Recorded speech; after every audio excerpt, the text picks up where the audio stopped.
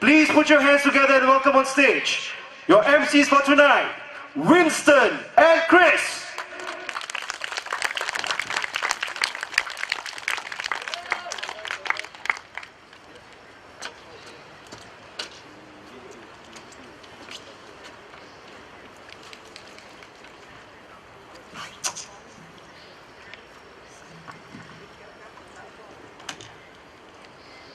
A very good evening to everybody. Welcome Singaporeans. Welcome new citizens. Good evening, Jurong. Thank you for attending our inaugural SingFirst rally. Now, whether you're from Jurong, Tanjong Pagar, or any other constituencies, on behalf of all the 10 candidates from the 2 GRCs, a big welcome to everyone. Once again, welcome to SingFirst, Singaporeans' first GE2015 rally. We really like to see, we're happy to see all of you here this evening. We've got a whole list of candidates lined up for you, which we will be introducing them to you shortly. But meanwhile, I'll hand you over back to Winston. My name is Winston Lim. With me is Chris Pereira. We're both members of SingFirst. SingFirst! 欢迎新加坡人，欢迎新移民。非常感谢你们参加我们国人为先党的开幕竞选集会。无论你是从玉朗、tanjong pagar 或其他竞选区，我代表10位候选人欢迎你们的到来。今天是国人为先历史性的大日子。我们成立于1年前，是一个年轻的政党，但是我们有好的思路和承诺供大家分享。我们正在学习如何与您在社交媒体或人际交流的联系。有时我们犯了错误，但我们要告诉大家，在整体上，我们是用心思考，为国人服务。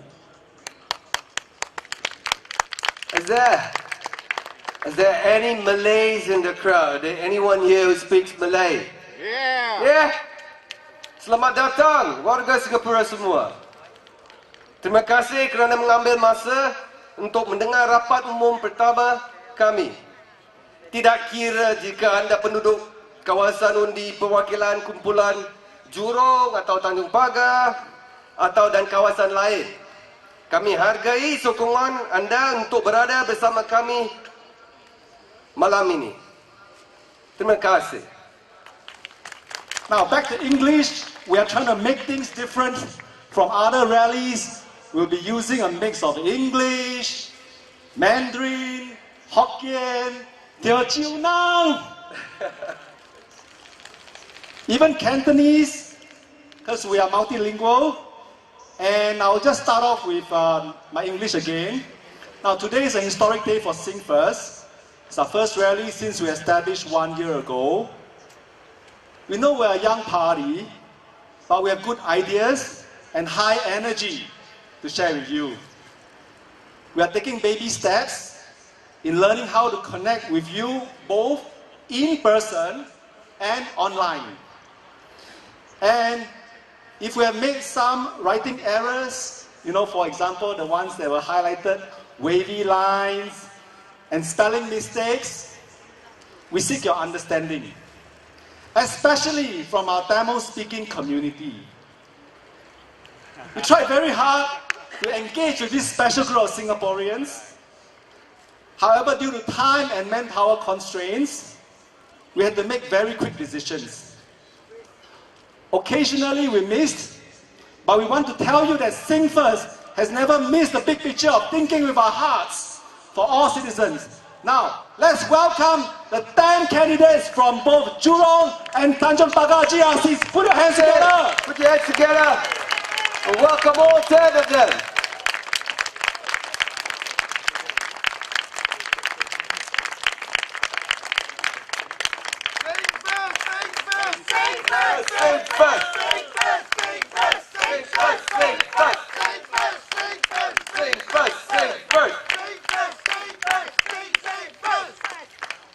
you the chair in a moment, but let me introduce all the 10 candidates.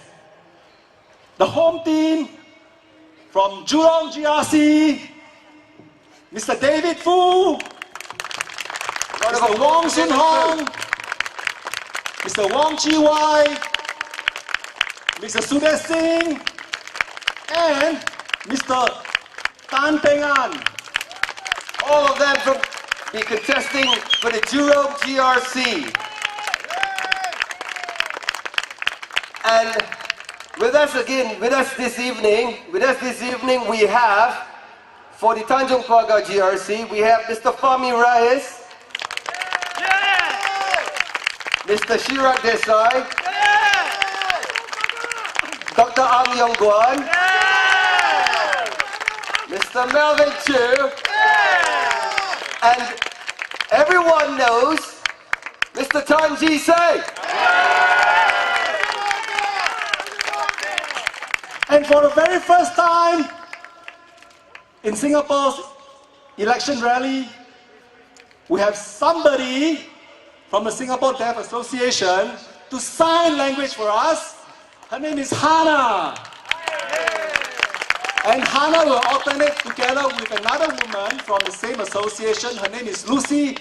They will alternate in signing the candidate speeches. So without much ado, let's start the rally. Yeah, what we're going to do right now is we're going to ask our candidates to exit left, and then we will introduce one of them will come one by one to speak to you. The first candidate tonight, is from Jurong GRC.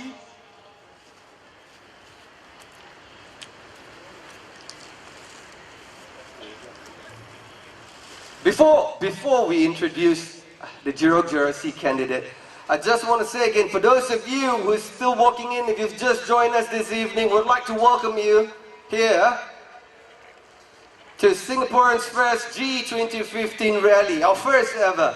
And we're really, really proud to see you here. Despite the rain, you still came here. So please, a round of applause for yourself. Thank you.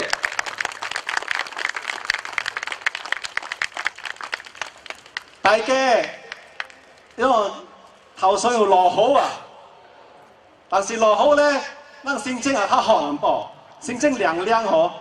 所以大家咧，也是你徛到後背咧，會使徛更能噃，因為過考過能夠積嚟嘅。So I was saying in English that we appreciate you coming because the rain just poured, and now that the rain is over, the weather is much cooler.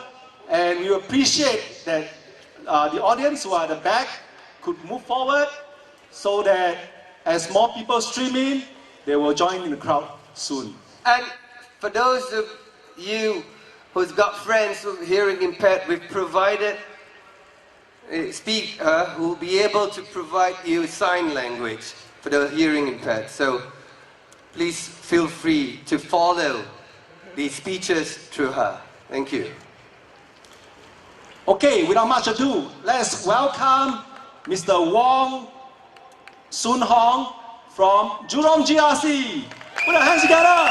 Yeah.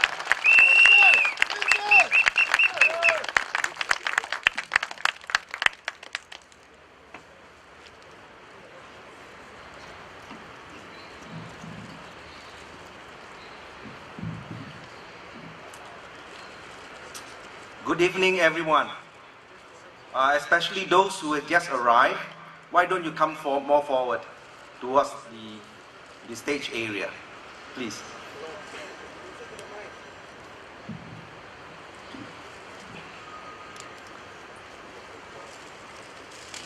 Once again, good evening to everyone.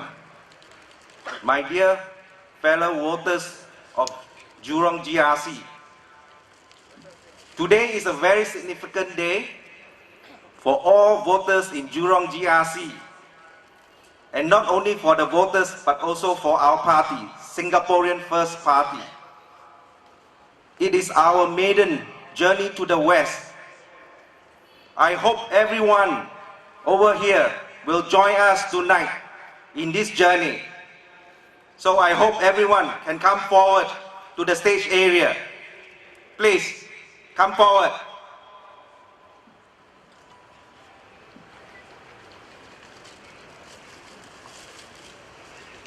To all voters of Jurong GRC,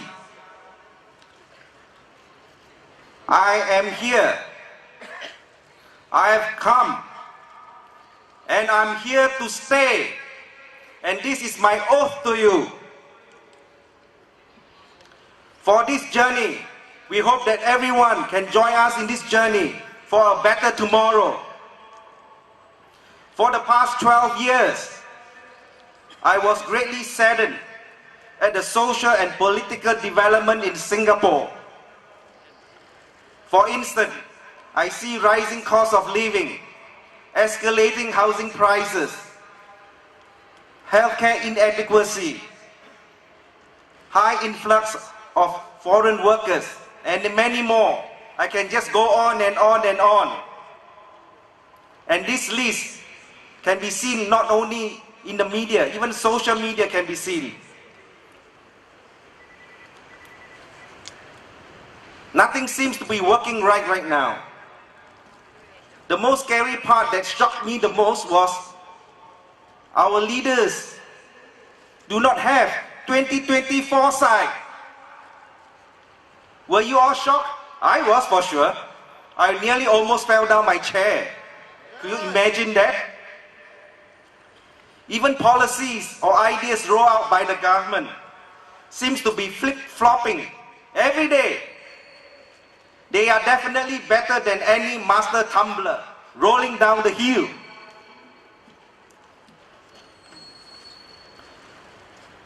Let me cite a recent and most fresh event. We were told recently that we do not need a degree, or perhaps even to work first and start your upgrading as you work along. I suppose everyone have heard that, right? In our earlier economic development in Singapore, education and training was of prime importance to ensure that we have a capable and competing workforce. It is true that our education system is one of the world's best based on the PISA rating. Well, PISA is not what you can eat. This PISA is not what you can find at Pizza Hut. PISA in short stands for Program for International Student Assessment. It is based on math and science test scores. However, lately, I see our education system seems to be a little punctured, like its tire has a nail stuck on it. Headhunters and human resource agents are echoing what most Singaporeans are frightened of. That is, we do not possess the necessary skill sets. I don't think that is so. Do you agree? Yes.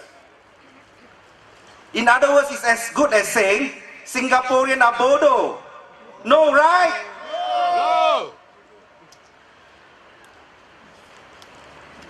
And mind you, we have 6 universities in Singapore: NUS, NTU, SMU, University SIM, Singapore University Technology and Design, SIT, Singapore Institute of Technology. These 6, out of the 6, at least 2 have world ranking. Now, can you imagine, with these 6, we still can't train or even nurture a pool of talents? Cannot be, right? Do you agree? Yes. Or is it because our economy has been so addicted to so many cheaper, faster, better workers? Is that right? Yes. Our education system has also indirectly produced a sort of kiasu and kiasi mindset in our parenting society. Our Singapore parents has somewhat uniquely developed a multi-million-dollar private tutoring industry. Some say this may be an Eastern phenomenon, but I doubt so. We were once told, whichever school you go, whichever class, or whichever principal you have, you will get a good education. That was told, but did it happen? Thank you. If education is not important, then what's the need for education? For such a multi-million-dollar industry. Even in ancient times, parents are conscious and anxious for their child's future. Why the sudden reversal in thinking? What has gone wrong? Is that what we call responsible governance? In SingFirst, we want to see Singapore being a fair society based on strong families and esteemed people. And in that vision, we aspire to see no elitism in our school system, that all students can truly receive a good education with the right skill set. Besides our vision, responsibility is one of our SingFirst founding values. Responsibility projects transparency and accountability.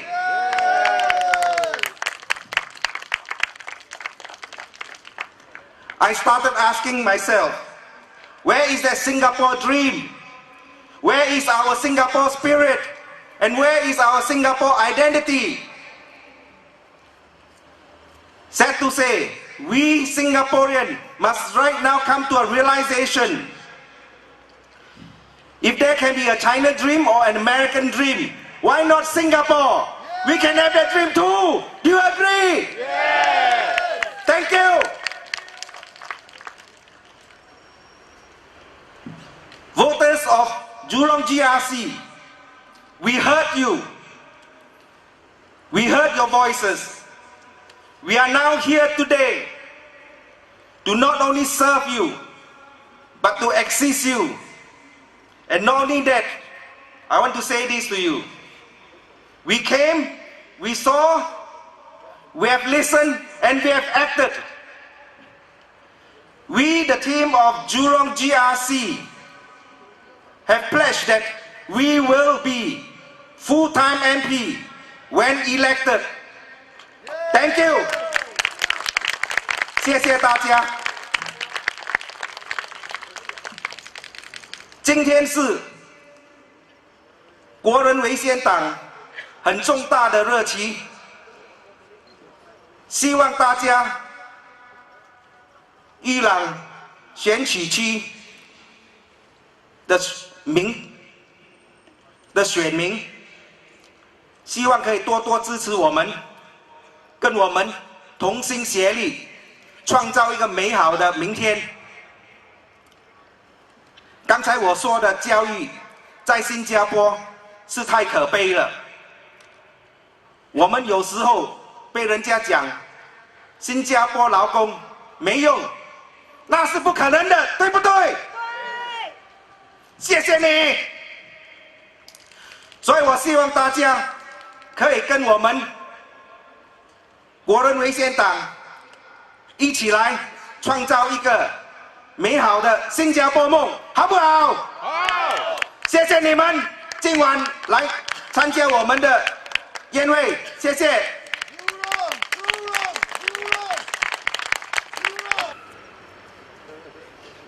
With me is Miss Lucy Lim. She's going to sign language for the next speaker. Please welcome Mr. Wong Chi from Jurong GRC. 请欢迎王志伟先生，伊朗集选区。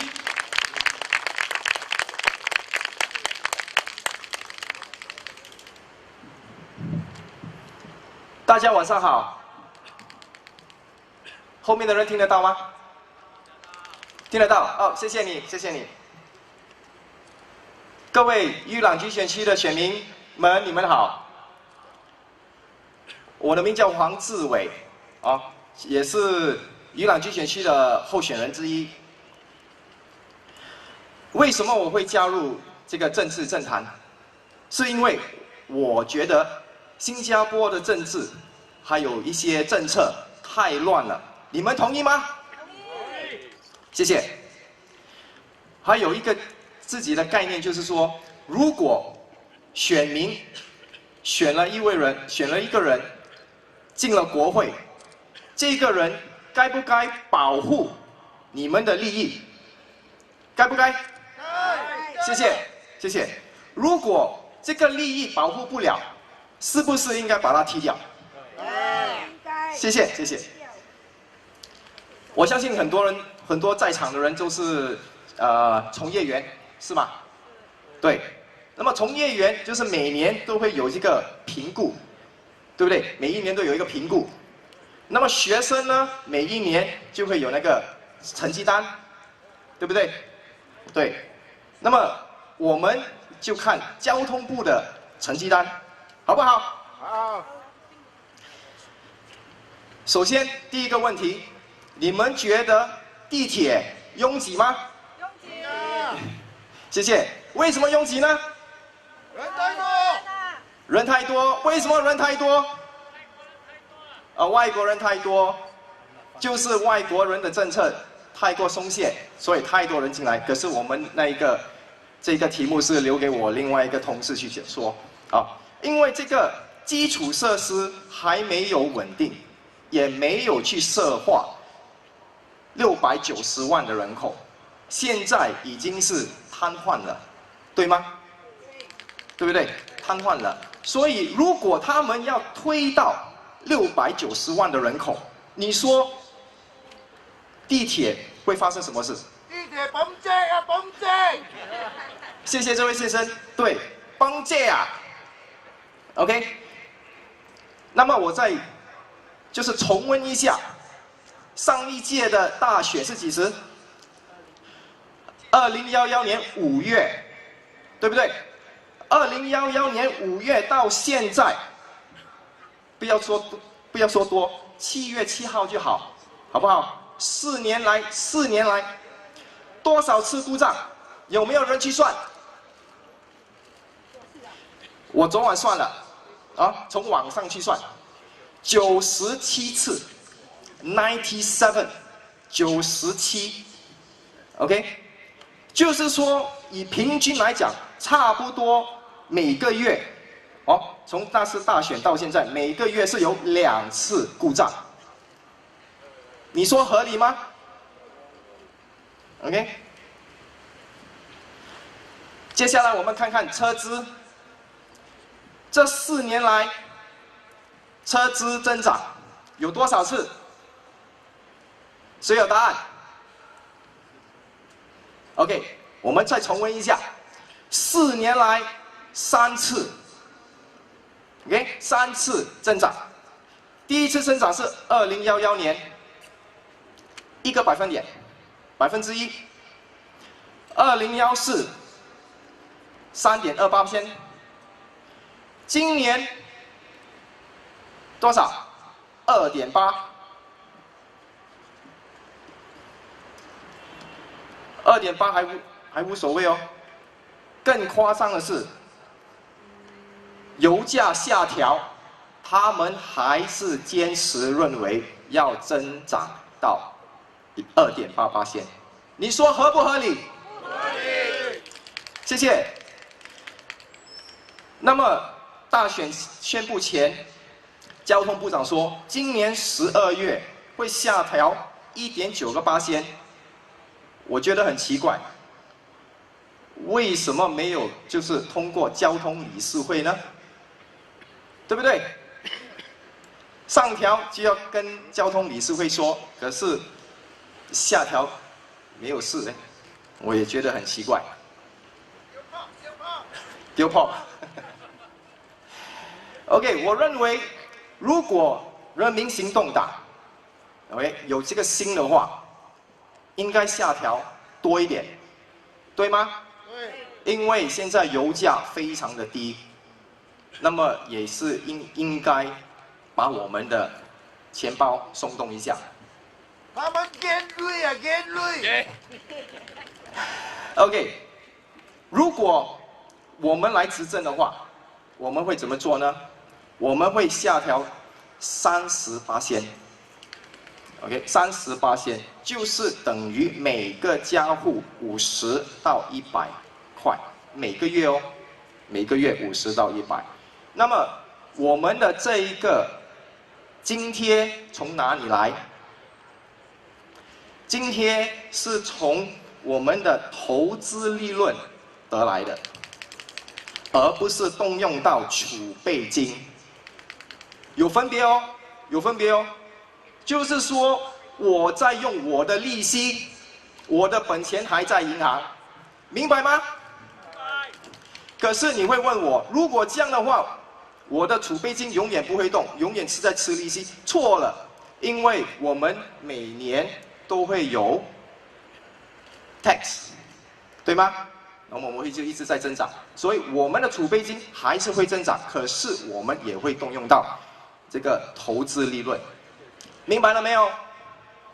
所以如果有人说我们会把新加坡弄成一个破产国家，不可能，不可能。如果你们要就是说多认识我们的宣言跟这个计划的话，请到我们的网站，我们的宣言写得非常清楚。好，另外一个问题就是说，地铁和巴士公司私营化，对不对？私营化，每一年赚的利润，钱到谁的口袋？因为是私人企业，当然是股东嘛，对吗？可是如果他们就是说要买新的巴士，增加地铁数量，可是钱又从哪里来呢？为什么又是从我们人民的口袋掏腰包呢？对不对？你说有没有道理？接下来就是我们认为，新加坡是一个非常小的国家。如果我们探索绿化交通的可能性，减少汽油、石油的依赖，你说有没有这个可能？对不对？那么油怎么起怎么落，我们不受影响，对吗？那么可以，我们就是学外国，这个欧洲就是用太阳能做一个有盖走廊，吸收电能，然后再充电，就是充汽车啦。这个可以探索，对吗？有没有可能？有。谢谢。那么接下来我所要说的就是过去的表现或光辉，他们每次经常用的就是 past records、past performance。你们是不是经常听到？我们50年怎么样的光辉，怎么样的走过来，这些历史就是投我们一票，我们会把新加坡带入更富强的一个国家。你说有没有这个可能？有，当然是有。可是我听得很厌倦，我给你3个点，你就知道为什么我会这么说。OK， 第一，我们经常，我相信大家都是追足球，对不对？巴西队强不强？强。世界冠军多少次？5次，对不对？传奇人物多少个？数不清。有谁 ？Pelé、Ronaldinho、Ronaldo、Roberto Carlos， 我相信这些名字你们很熟啊，对不对？可是去年世界杯半决赛败给了谁？德国。多少？7-1。你说他们之前的光辉跑去哪里？有没有理由？德国进了7粒球，有没有人做帽子戏法 ？hat trick，hat trick， 有没有人？没有人。为什么呢？他们是靠同心协力 （teamwork） 团体精神来赢了这场比赛，赢得非常漂亮，对不对？第二，雷曼兄弟以前的历史非常光辉，多少年历史？158年，光辉吗？光辉。2008年发生什么事情？倒闭，完蛋。哦。第三，我相信各位在场的朋友都有投资啊，对吗？投资。你们投资之前有没有看到这一句话？就是 past performance is not necessarily indicative of future returns。我翻译华文，过去的表现并不能预见接下来的成就，对不对？以前赚这么多钱，以后我一样赚这么多钱，有没有可能？没有，没有可能。如果不是的话，我们每个人都花啦。所以我希望他们不要再用 past performance、past records 来作为这个借口，啊，对不对？有没有这个可能 ？No future，有。我所要讲的已经完了，现在最后3点。第一点，请投改革1票。第二点，恢复我们的国家。第三，请投国人为先党1票，好不好？谢谢大家。Jurong, good evening again. Can I hear you? Can I hear you, Jurong? I can't hear you. Can you make it louder? Jurong, how are you? Jurong, are we already fed up with PAP? I cannot hear you. Are you fed up? Listen, we need your support, Jurong. We need your support. We are counting on you. We also need your support. If you have any flags or clappers to wave when we call for some of our candidates on stage, can we do that? If you don't have any flags or clappers, we have a booth over there where we're selling them. And everything that we collect, all sales and proceeds will go to the party as a donation so that we can continue with all this election campaign. I am about to introduce to you all our candidates again. And I'm going to bring them out on stage. So, if you can give them a resounding roar, I can bring them all on stage again. Can you give them a roar? Can you just scream, "Sing first"? One more time, sing first! Sing first! Sing first, keep going, sing first! Sing first!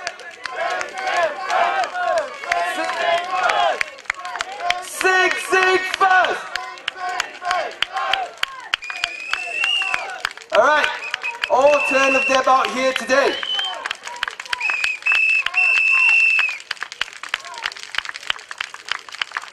Before I call out the next candidate to deliver his speech, you get a chance to take some photographs if you like. And in a short moment, I will introduce you to our next speaker. So, one last time, all I ask you again, are you fed up with PAP? Yes! I don't think they can hear you. Can you say that again? Are you fed up with PAP? Yes! Ladies and gentlemen, David Fu.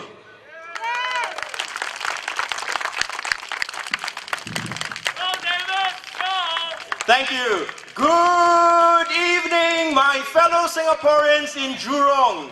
Can I hear a roar from you? Roar! Thank you. Can the people at the back please come closer so we can have a good look at you? My fellow Singaporeans, it rained this evening, and what a blessing it was. Why do I say that? Because the weather is much cooler now. Very much cooler for us to sit, stand, and chat. Jurong is a location that's rich in history. It was here that the foundation stones of our industrialization program was laid. And residents of Jurong, you are part and parcel of this history. Give yourself a hand of applause. Let us tonight review the past so that we can understand how we got here today in this present mess, shall we say? In the 1970s, when Jurong was rapidly developed on an industrialization program, the aim was to create jobs for Singaporeans through foreign direct investment. And to address this shortage of skilled labor or trained labor shortages, two policy options were introduced. First, in order to produce skilled labor, the government provided for education of the youth. It was an investment. On-the-job training for young adults, it was an investment. And mobilization of the underemployed, it was an investment. What do you think the other policy option was? Tell me, what do you think the other policy option was? Immigration or emigration? Tell me. Immigration. Thank you, it's immigration. There was a migration of skilled labor, and this was meant to be a temporary solution. It was meant to supplement, to address the long-term development of the Singapore labor force. So while we develop our labor into skilled labor, we take in migrants that can do the job for us over the short term. At that time, the rate of job creation was faster than what the Singaporean workforce can supply. So what do? We look towards our neighbor. And we began to import foreign labor. And this was in the beginning of our industrialization program in the 1970s. When Malaysia was unable to supply sufficient workers, what do? We looked at the non-traditional sources. We looked at Bangladesh. We looked at Sri Lanka and Thailand. And we imported more workers. Even the late Prime Minister, Mr. Lee Kuan Yew, warned of the dangers of taking too much workers. In 1971, at a National Day rally, Mr. Lee warned, if you take in too many, then instead of our values being superimposed on them, they will bring us down to their values. Because it is easier to be untidy, scruffy, dirty, antisocial, than to be disciplined, well-behaved, and a good citizen. And this is what Mr. Lee said. At that time, the development policy was for Singapore to be a dependable value for money base of production for multinationals that does not require domestic or any technology creation. Growth was export-oriented. We implemented an economic strategy of adopting and copying technology imported by foreign investors. And where did that bring us to? What did the late Mr. Goh Keng Swee say? He was full of trepidation. In 1972, at an address at the then University of Singapore, Mr. Goh said, Singapore is probably in a unique position that she is now in, dependent on the continuing supply of foreign workers to sustain our economic growth. The question we need to ask sooner or later is this: when do we stop? Or to be more precise, at what point do we stop importing foreign workers and cease to encourage foreign entrepreneurs and capital in Singapore? Why? Because of our limited land area, industrial expansion, together with the population expansion, will produce overcrowding to increasingly uncomfortable limits. Do we feel that today? Yes. I can't hear you. Do we feel that today? Yes. Thank you. So the PAP of the old is quite different from the PAP of today. The PAP of the old had foresight. People like me, my esteemed colleagues here, we were supporters of the PAP.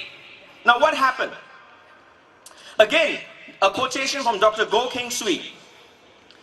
When we select the right industries to develop in Singapore, our dependence on multinational companies will be less, and we will be able, by our own efforts, to develop export markets for products that we have the capacity to specialize in. And what is the payoff for this? The payoff, my friends, the payoff is that the scope of improvement of wage level will be larger, more sustainable, and it will depend on the resourcefulness of our salespeople, the ingenuity of our scientists and engineers, the efficiency of our management, and the skill and industry of our workers. So the problem is not in our stars, but we can depend on ourselves to pull forward. But what did we have? What did we have? We had what Dr. Goh feared most. Dr. Goh said in 1972, if our dependence on the multinational companies is complete, then we would find ourselves in a difficult situation that will emerge a growing income gap between our GNP and GDP. Now, what was Mr. Goh talking about? He is talking about the Gini coefficient, where the income gap between the Mr. Average and Mr. Rich would be so far away as what we see today, that not only is there a problem, society is split between not only Mr. Average and Mr. Rich, but also Singaporeans and foreigners, local companies, small, medium enterprises, and government-linked companies. This is not a sustainable situation for us to find ourselves in. And this was warned in 1972. In 1979, in a National Day rally, the late Mr. Lee Kuan Yew also warned.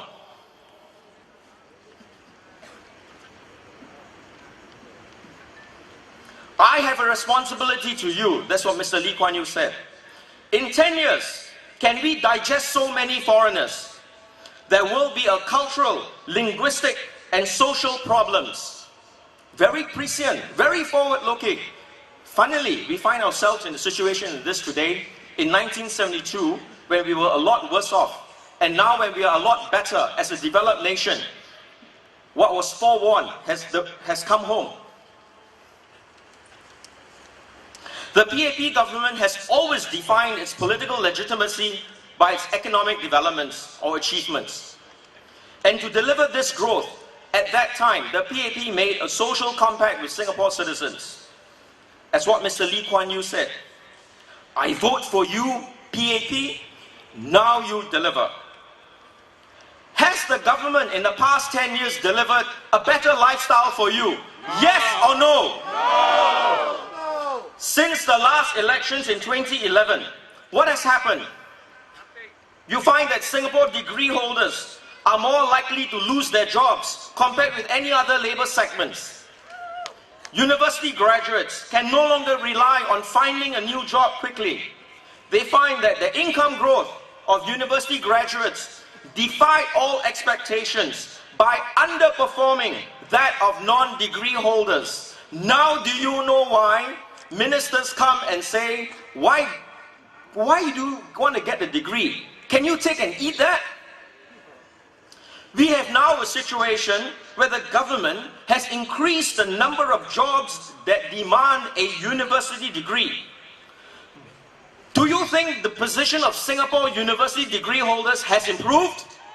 Yes or no? No. Again, yes or no? No. Thank you. In fact, the position of Singapore university degree holders has worsened. Do you find it strange? The only one that finds this really strange. What does this tell you? Tell me, what do you think this tells you? No. No. The question, yes, are Singaporeans forgotten? Are employers filling jobs with foreign labor instead of hiring Singaporeans? Are they doing that? We need to question the government for numbers. So despite the apparent increase in the number of university graduates, the PAP government clearly feels that the economy has an acute shortfall of the required skill set to fuel the economy. We need to ask ourselves whether the government has failed Singaporeans by making them go through a rigorous system of education that does not equip our children with the correct skill set. Is that a problem? Yes. We need to ask if Singapore now, today, is totally dependent on migrant workers for even our economy to work. We need to ask that question.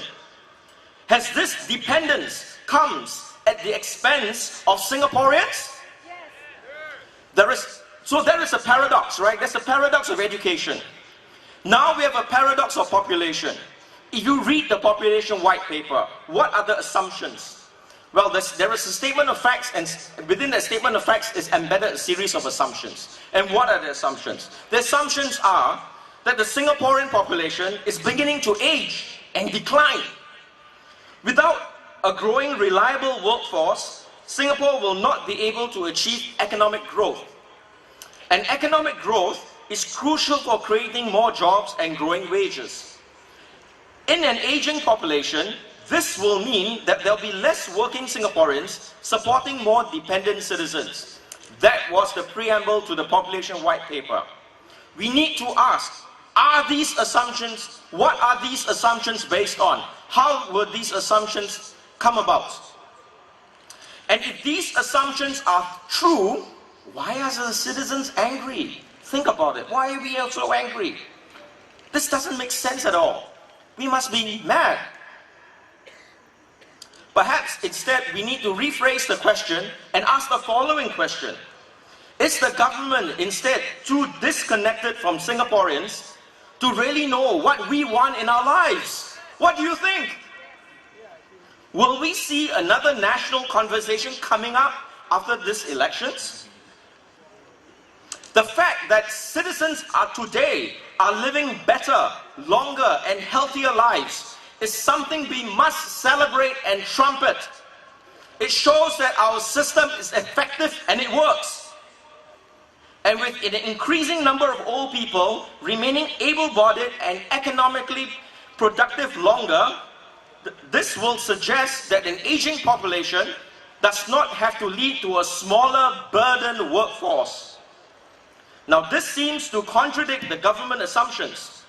Tonight, we will work this through to show you that increasing population growth might or can bring about short-term economic growth, but the population cannot keep growing forever, can it?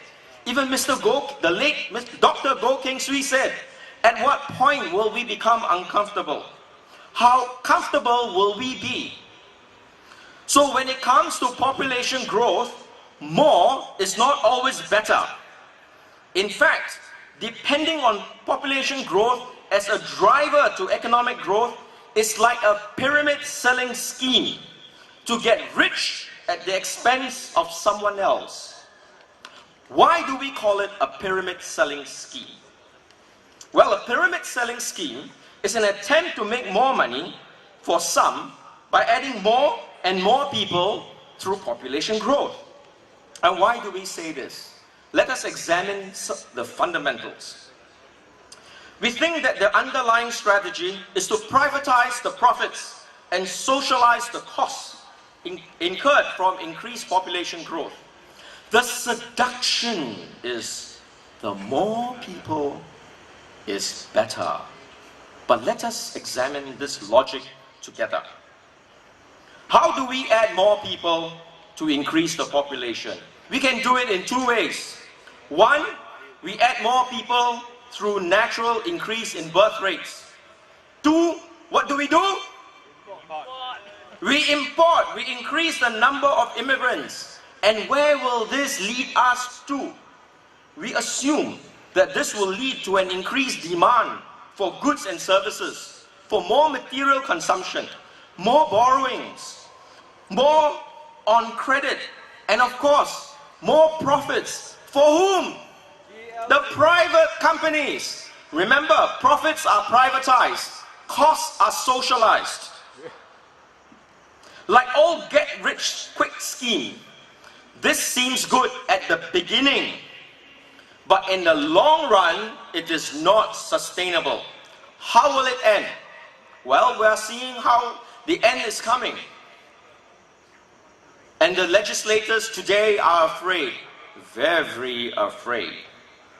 When the economy slows, a scheme like this will spiral downwards with higher unemployment, depressed wages, falling incomes, more people sinking into debt, more at-risk families are created, and more men, women, and children needing to depend on public assistance schemes.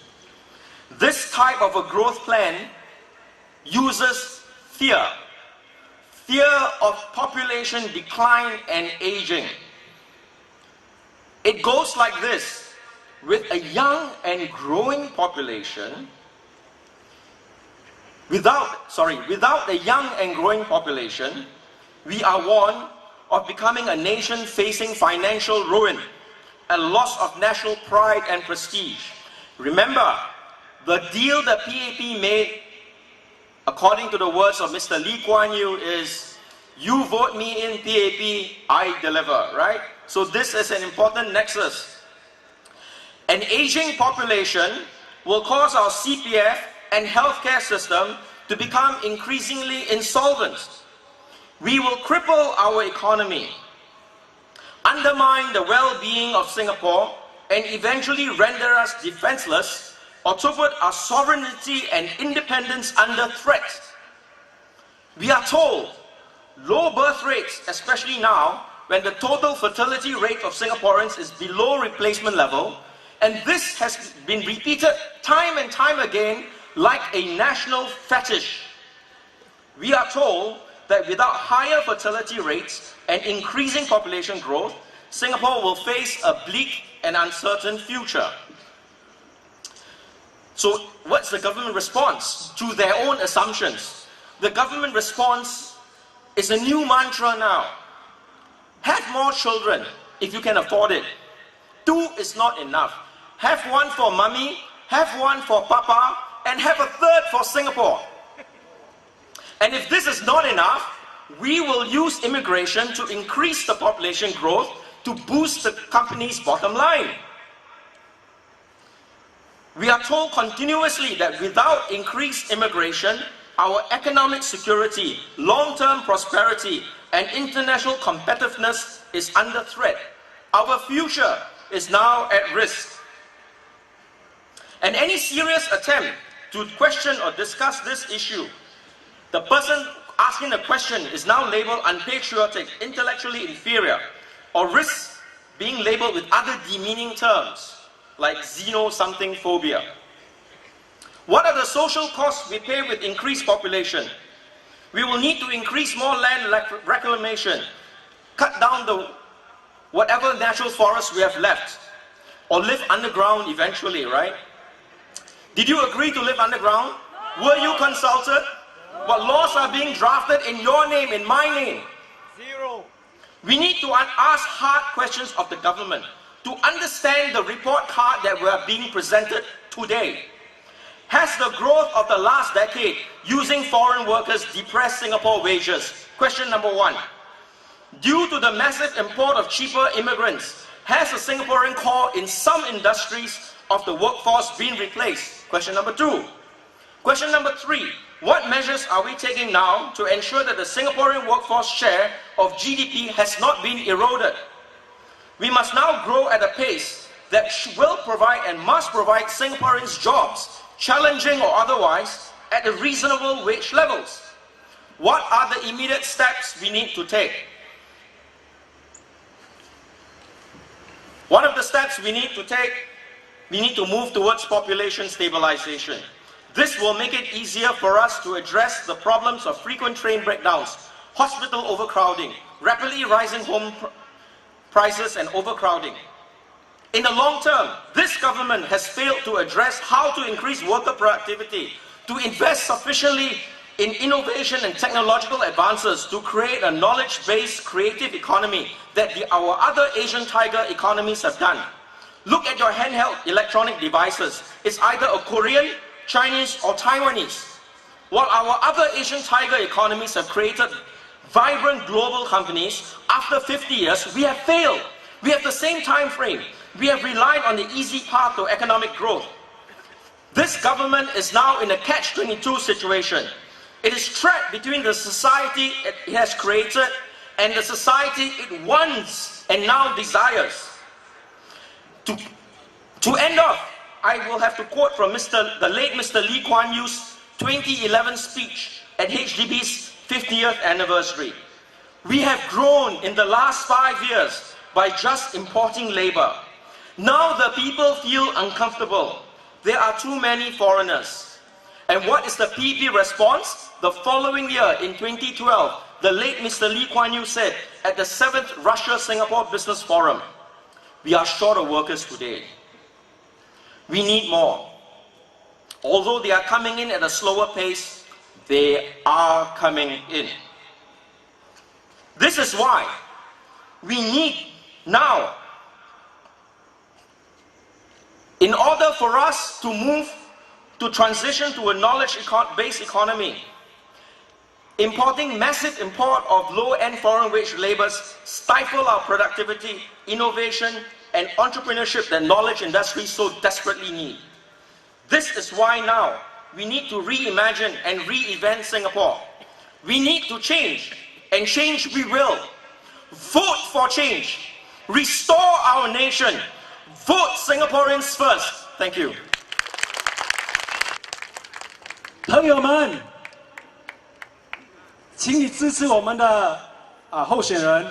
如果你赞成他们所说话呢，那边祈求啊，那边祈求，那有求的吼。Okay, let's introduce our next candidate. The candidate for Tanjung Pagar GRC, Mr. Fahmi Reis.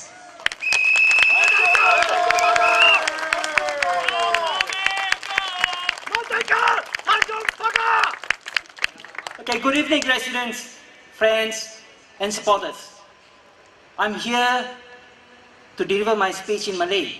But before I do so, I want you to know that you come here and you leave later committing yourself to make Singapore a place for Singaporeans and not Singaporean. Can you do that? Yeah! I speak in Malay, let me connect with my community, but I'm sure, being Singaporeans, we understand some basic languages of each other. You know, I do understand simple Chinese, and the taxi driver who drove me here do understand simple Malay. So do indulge and be with me and bear with me for those who don't really quite understand Malay. Selamat malam pada rakan-rakan semua. Anda kenali saya. Mungkin setiap kali anda tengok TV, anda akan teringat sumbangan saya. Tapi saya di sini melebihi tanggungjawab saya sebagai seorang pakar media. Saya di sini kerana masa depan kita. Di Tanjung Pagar bermulanya sejarah Singapura. Kerana di situlah bermulanya tapak parti pembangkang yang kemudiannya menjadi parti pemerintah. Berarti apa? Ibu bapa kita percaya kepada parti pembangkang 60 tahun kemudian. Kenapa tidak kita pada hari ini? Kita juga boleh letakkan keyakinan kita pada parti pembangkang. Apabila kita mengatakan kemajuan masyarakat Melayu, memang kalau kita nak bandingkan masyarakat Melayu hari ini dengan masyarakat Melayu 15, 20, 25 tahun yang lalu, tentu ada perubahan. Mustahil tidak ada perubahan. Mustahil tidak ada kemajuan. Tapi jangan kita bandingkan antara masa. Yang kita harus bandingkan antara kita dengan bangsa lain.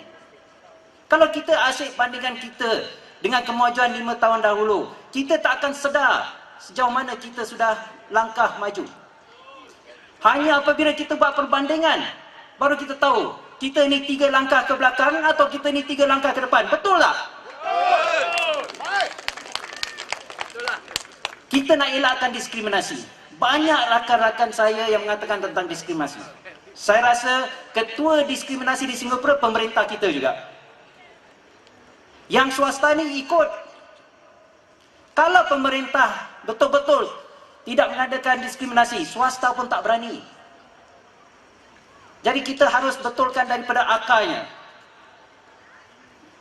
Bagi saya masalah Melayu yang penting soal ekonomi rumah tangga. Berarti pekerjaan. Ada kerja, ada gaji. Tak ada kerja,